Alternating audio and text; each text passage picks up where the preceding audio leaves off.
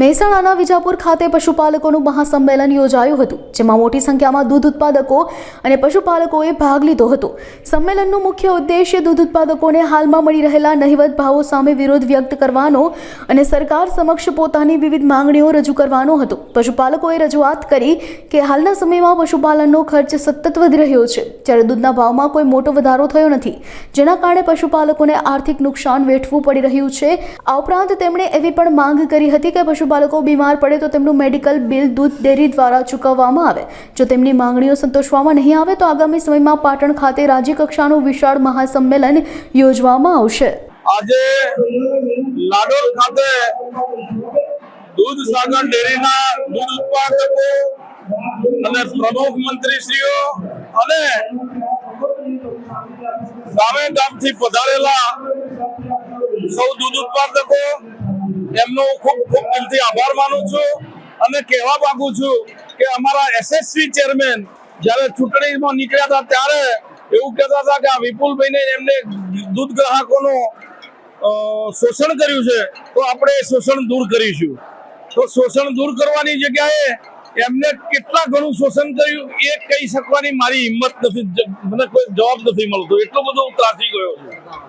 અને એમનો મુખ્ય ટેકેદાર પાટણ જિલ્લામાં ગણો તો હું હતો, પણ મને 1.5 વર્ષમાં એમનું એમ લાગ્યું ત્યારથી હું ડેરીમાં આજ સુધી પગ પણ મૂક્યો નથી।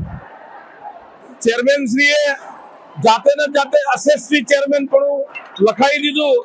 હું માનું ત્યાં સુધી આ વસ્તુ શોભનીય નથી અને દૂધ ઉત્પાદકોને ન્યાય આપો। દરેક જગ્યાએ આખા સંઘના જ્યાં જ્યાં વાત કરો છો દૂધ મંડળીઓ ગામો ગામ છે ત્યાં દર વખત મહિનામાં એક વારો એમને હલકામાં દૂધ કાઢવાનો નિર્ણય કર્યો હતો અને એ જ પ્રમાણે રૂટિન તમારા એક દિવસે મહિનામાં તમારા 1 ટન હલકું થઈ જ જાય અને એ પૈસા મંત્રીને ભરવા પડે। હવે મંત્રી બિચારો 5,000 રૂપિયા પગાર હોય, 7,000 પગાર હોય, તો કદાચ વધારેમાં વધારે કોઈ મોટી મંડળી હોય તો 10-12,000 આપતી હોય પગાર, તો એ મંત્રી કઈ રીતે ભોગવી શકે?